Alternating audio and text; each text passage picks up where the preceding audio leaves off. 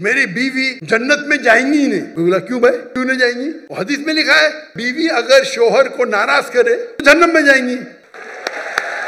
हदीस सही है। बोला हदीस सही है, इसीलिए मेरी बीवी जन्नत में जाएंगी ही नहीं। अगर तेरी बीवी जन्नत में नहीं जाएंगी तू भी नहीं जाएगा। बोला क्यों? तेरे पास सब्र ही नहीं है।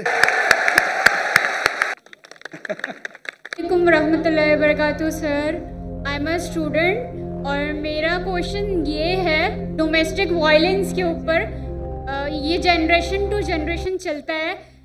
अगर ये पेरेंट्स के दरमियान बहुत ज़्यादा क्लैशेस है और मतलब इसमें बच्चों का क्या किरदार बनता है कि वो कैसे हैंडल करें उस सिचुएशन को, और हमारे पाकिस्तान में ये बहुत ज़्यादा बढ़ता जा रहा है और हमारा क्या हुक्म बनता है कि हम इस पर कैसे अमल करें और कैसे हम इस्लाम से रिलेटेड जो भी है उस पर अमल कर सकें। जी शुक्रिया। जज़ाकल्लाह। इनका सवाल है कि पाकिस्तान में डोमेस्टिक वायलेंस काफ़ी ज़्यादा है और कल भी कई ख़वातीन ने कहा, तो बच्चों का क्या इसमें रोल है, क्या किरदार है, हमें क्या करना चाहिए?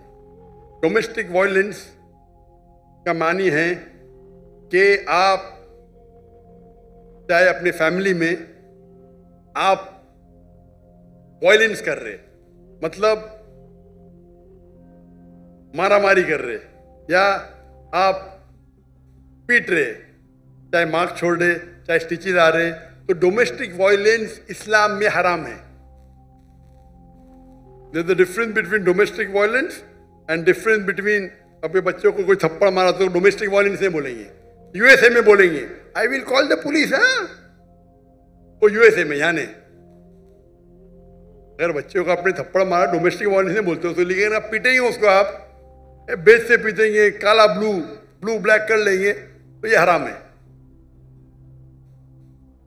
और अल्लाह के रसूल की हदीस भी है जो खातून ने पूछी थी पहले कि कैन वी बीट, तो ज़राबा की मानी मैंने कहा था, मीनिंग बीट लाइटली। तो अल्लाह के रसूल की हदीस है कि आप फेस पे नहीं मार सकते, आप मारेंगे तो कभी उस पर मार्क नहीं छोड़ सकते। ये ज़राबा की मानी है, लाइक विद अ मिसवाक। तो domestic violence where there is torture it's totally हराम। बच्चों का क्या रोल है? पहला रोल ये कि आपके पास काउंसलिंग होना चाहिए, काउंसलिंग सेशन होना चाहिए। और लोग तो गलत फहमी है कि आजकल के माशरे में 3 किस्म की सोसाइटी है।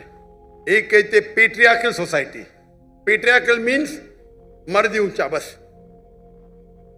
पेट्रियार्कल। एक होती है मेट्रियार्कल सोसाइटी, मतलब औरत ही ऊंची। और एक कहते हैं फेमिनिज्म। ये फेमिनिज्म इज अ मिसनोमा, ये गलत फहमी है। इस्लाम में men and women are overall equal, identical नहीं है लेकिन इक्वल है। तो ये वर्ड फेमिनिज्म है, उसके मानी है मेन एंड वुमेन इक्वल, तो मिसनोमा है। अगर कोई कहेंगे इस्लाम में फेमिनिस्ट तो लोग बोलेंगे अरे क्या बोल रहा है, बट इंग्लिश वाइज सही है। But technically feminism is a misnomer, मतलब जैसा हिंदुइज्म में मिसनोमा है, बराबर ना। Hinduism means a person who lives in the valley of Indus valley, तो डेफिनेशन वाइज मैं भी हिंदू, लेकिन मैं बुत परस्ती नहीं करता हूं, मैं वेदा में नहीं मानता हूं, आप समझ रहे ना। तो उसी तरीके से feminism is the English word जिसके मानी है a person who thinks men and women are equal. वो आदमी, वो औरत जो सोचती है मर्द और औरत बराबर है, यकसा नहीं है, बराबर। इस्लाम में बराबर ही है, औरत और मर्द के हुकूक है। कुछ वक्त मर्द ऊंचे है, कुछ वक्त औरत ऊंची है, ओवरऑल बहुत इक्वल। इसके ऊपर तकरीर कर सकता हूं लेकिन वक्त नहीं है। इसका सोल्यूशन क्या है? सोल्यूशन ये है कि माशरे में काउंसलिंग होना चाहिए। काउंसलिंग मतलब वो लोग जो फैमिली के मैटर्स में डील कर सके और काउंसिल कर सके। प्रॉब्लम है आज की तारीख में, आप अगर वेस्टर्न वर्ल्ड का काउंसलिंग लेंगे तो पूरे जो ट्रीटमेंट है वेस्टर्न वर्ल्ड के आधे तो हराम है। आप बोलेंगे जो खाली दीन के बारे में पढ़ा और माशरा साइकोलॉजी नहीं जानता है तो वो भी प्रॉब्लम है। तो डायकोटमी है, प्रॉब्लम है। हमें ऐसे शख्स के पास जाना चाहिए जो दीन को भी जानता है और साइकोलॉजी भी जानता है। मेडिकल साइंस भी जानता है। ऐसे लोग अगर काउंसलिंग करेंगे तो सही करेंगे। आप अमेरिकन काउंसलिंग के पास जाएंगे तो वो जो आपको देंगे गाइडेंस, वो तो दीन के बाहर कर देंगे आपको। अगर यहां करेंगे, जैसे कि बोला ना उसको, तकवा तकवा करो, नहीं तो आपके पास तकवा नहीं इसलिए आप लाचार है, आप अपाहिज है क्योंकि तकवा नहीं है, ये भी प्रॉब्लम है। तो हम हमारे माशरे में ऐसे लोग को तैयार करना चाहिए। और मुझे पता है कि चंद साल, तकरीबन 10 साल पहले जामिया बिनोरी, पता है मुझे जाने का था 2 दिन पहले, तो रोक लिया, इंशाल्लाह मैं कल जाऊंगा। जामिया बिनोरी के अंदर मुझे पता चला कि वहां मीडिया तालीम दीन की भी होती, दुनिया की भी साथ में, अल्हम्दुलिल्लाह, दीन की भी तालीम, दुनिया की भी तालीम। लेकिन दुनिया की तालीम अगर दीन के नजरिए से देखे, मिसाल के तौर पे आप पढ़ेंगे, साइंस में लिखा है कि हम बंदर से बने, हमारे टीचर्स उसको बराबर जवाब देंगे। ये तो इंसान ने तो अपना मुसलमान बंदर से बने कुरान में लिखा, आदम अलैहिस्सलाम पहले थे। इख्तिलाफ है, तो इख्तिलाफ को किस तरीके से सॉल्व करना वो एक टेक्निक है। तो ये एक स्पेशलिटी है। अफसोस की बात है कि हम समझते हैं कि इल्म हराम है, अंग्रेजी हराम है। अंग्रेजी से अच्छे काम भी होते, बुरे काम हराम है, अच्छे काम अच्छे। तो ऐसे माहौल में दे शुड बी काउंसलर्स। मेरे वालिद थे साइकेट्रिस्ट, आपको पता है वो डॉक्टर थे, लेकिन साइकेट्रिस्ट थे। वो पहले हिंदुस्तान के मुस्लिम साइकेट्रिस्ट थे जो प्रेसिडेंट बने, पूरे इंडिया के साइकेट्रिस्ट के प्रेसिडेंट। साइकेट्रिस्ट मतलब यहां तो बोले साइकेट्रिस्ट पागल है। अगर आप साइकेट्रिस्ट के पास गए इंडिया पाकिस्तान में तो आपके नाम पे तो पागलपन का लग जाएगा। अमेरिका में तो साइकेट्रिस्ट की तो तनख्वाह मिलती थी, उनकी तो इतनी चांदी है। इसको आराम करने का साइकेट्रिस्ट के जाओ, आधा घंटा बकवास करो, ये बिल दे दो $5,000। तो साइकेट्रिस्ट की वो तनख्वाह होती है, इनकम आमदनी बहुत होती है। इंडिया पाकिस्तान में साइकेट्रिस्ट कह दिया मतलब पागल हो गया, तो लोग बोल के भी डरते। ये गलत है। Psychiatry is a specialised field. तो मेरे वाले तकरीर भी करते इस्लाम एंड साइकोलॉजी, अल्लाह ने जन्नत फरमाए, नहीं बोला। तो ऐसे प्रॉब्लम में वी शुड अ स्पेशलिस्ट। और यूएसए में है, मेरे कई कलीग है, मिसाल Yasir Fazaga, Sheikh Yasir Fazaga Peace TV पे आते, he specialise in counselling. Sheikh Yasir Fazaga he specialise, he studied counselling also दीनी आलिम भी है और काउंसलर और सर्टिफाइड काउंसलर है।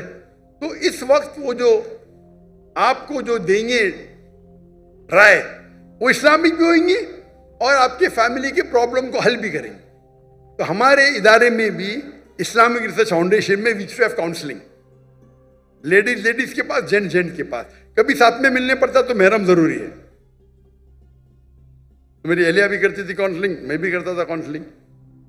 तो इस मौके पे किस तरीके से कुरान की कौन सी आयत पे अमल करना चाहिए, अगर डोमेस्टिक वायलेंस से क्या करना चाहिए। और अगर आप सही देंगे, मिसाल के तौर पे एक मिसाल दूंगा मैं आपको, वक्त बहुत कम है, इतना वक्त होने के बाद भी माशाअल्लाह बहुत लोग हैं। एक मेरे पास एक मुसलमान आया और मुझसे कहने लगा कि मेरी बीवी जन्नत में जाएंगी ही नहीं। मैं बोला क्यों भाई, क्यों नहीं जाएंगी? वो हदीस में लिखा है क्या बीवी अगर शोहर को नाराज करे तो जन्नत में जाएंगी, हदीस सही है। मैं बोला हदीस सही है, इसीलिए मेरी बीवी जन्नत में जाएंगी ही नहीं। मेरा कौन गलत? मेरी बीवी गलत। मेरा सुनो, जन्नत तेरी बीवी के बाद में डिस्कस करेंगे। कुरान में लिखा हुआ है कि जन्नत जाने के लिए 4 चीज चाहिए, ईमान वल असर। पूरी तफसीर नहीं दूंगा, वक्त जाएगा। ईमान चाहिए, अमल सालिहात चाहिए, वतवासौ बिल हक वतवासौ बिस सब्र। बराबर। अगर तेरी बीवी जन्नत में नहीं जाएंगी, तू भी नहीं जाएगा। बोला क्यों? तेरे पास सब्र ही नहीं है। अगर तेरी बीवी कुछ करती है, तू नाराज होएगा तो फरिश्ते उसको नाराज होंगे ना। तू नाराज क्यों होता है? तू नाराज मत हो तो फरिश्ते उससे नाराज होंगे, वो भी जन्नत में, तू भी जन्नत में। समझे? वो तो पूरा दोष बीवी को, बीवी बीवी मुझे परेशान करती, जहन्नम में जाएंगे। क्योंकि अगर फरिश्ते उसको कोसेंगे, अगर वो शोहर को नाराज करे, बराबर, तू नाराज क्यों होता है? तू अगर नाराज नहीं होगा, तेरी बीवी भी जन्नत में, तू भी जन्नत में। उसके बाद पूरा चेंज हो गया, झगड़े बंद हो गए। छोटी सी आयत, उसने मुझे हदीस कोट की, मैंने कुरान की आयत कोट किया, हदीस सही थी। तो इस तरीके से बोलना, तो बीवी मेरे बाद में बोलती है दूसरे के, तू अभी माशाअल्लाह झगड़े बंद हो गए। वो वन ट्रैक माइंड, मेरी बीवी गलत, मैं सही, मुझे नाराज की जन्म में जाएंगे। अरे अल्लाह के रसूल कहते हैं सबसे बेहतरीन मोमिन वो जो अपने फैमिली के साथ बेहतर है, बीवी के साथ। आधी हदीस कोट करते, अपने फायदे की हदीस कोट करते। यही तो प्रॉब्लम है माशरे में। आप तकरीर में उलमा को सिर्फ सुनेंगे वन साइडेड हदीस, कितना अच्छे से हल हो गया। प्रॉब्लम में यू आर शॉर्ट टेम्पर्ड, तुम नाराज होते इसलिए प्रॉब्लम है। तुम नाराज हो ना, आराम से बैठो, मैं कुल वल्लाह पढ़ो, पूरे फातिहा पढ़ो, नाराजी चलेगी, शैतान तुम में। तुम बीवी की बात करते, शैतान तुमको जहन्नम लेके जा रहा है बीवी के साथ। तो इस तरीके से काउंसलिंग करो, प्रॉब्लम ही सॉल्व। लेकिन अफसोस की बात है, मैं बस काउंसलर नहीं है, मैं बहुत कम करता था, बिकॉज टाइम की किल्लत है, सब तो नहीं कर सकते ना, तो कभी कभी मौका मिल जाता है। तो इस तरीके से अगर आपके पास उलझे हुए उल्मा है, और है पाकिस्तान में, क्यों नहीं, जो माशरे को जानते हैं, जो एक हदीस के बदले दूसरे हदीस कोट करे और समझाए, तो मेरे नजदीक ये जो आपके प्रॉब्लम में पीडोफिलिया है या डोमेस्टिक वायलेंस है, इस्लाम इसको आराम से दूर कर सकता है।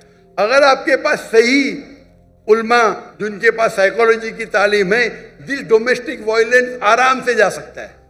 यहां तो लोग समझते मेरा हक है बीवी को मारना।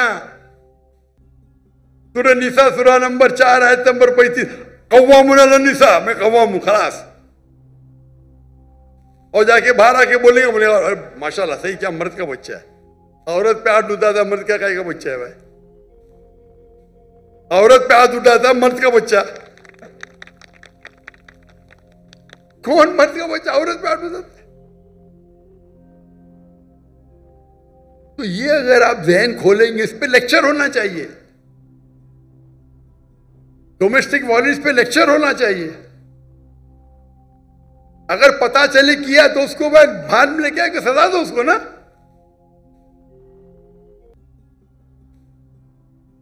यहां लॉ कुछ है क्या नहीं पाकिस्तान में? अगर इतनी तादाद में डोमेस्टिक वायलेंस हो रहा है जी, है लॉ ना, माशाअल्लाह लॉ तो है, लेकिन इंप्लीमेंट कम हो रहा है ना भाई। बहन जी इनको कांटेक्ट करो, ये सब प्रॉब्लम सॉल्व करेंगे इंशाअल्लाह। लगता है पुलिस डिपार्टमेंट के